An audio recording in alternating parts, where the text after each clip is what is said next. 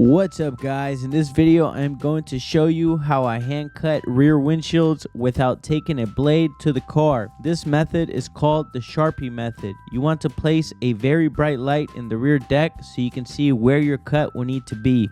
Prior to this, I did inspect inside the vehicle to see how much wiggle room I have. Some cars have more space than others to tuck in the film. A good rule of thumb is to cut about 1/16 to 1/8 inch bigger than the dot matrix. And if it isn't obvious, the film is still on the glass. I Sharpie the film right after I am done shrinking. I am basically using a Sharpie instead of a knife to trace where my cut needs to be. I am going to fast forward as I trace the rest of the pattern.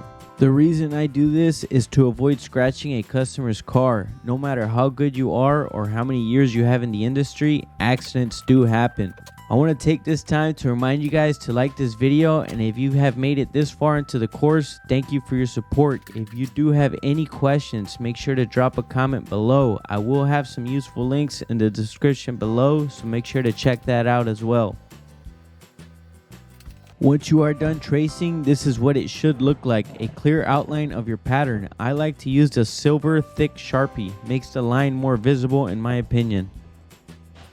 Now take your pattern to your peel board and extend your blade out a few clicks and trace your cut all around following your Sharpie line. I am going to fast forward as I do my cut. I will have this glass board linked down below if you want to buy the same one that I use.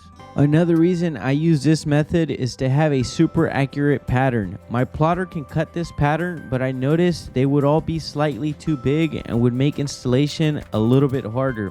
So instead, I do this for all my rear windshields. The more accurate the pattern, the smoother and easier installation will be.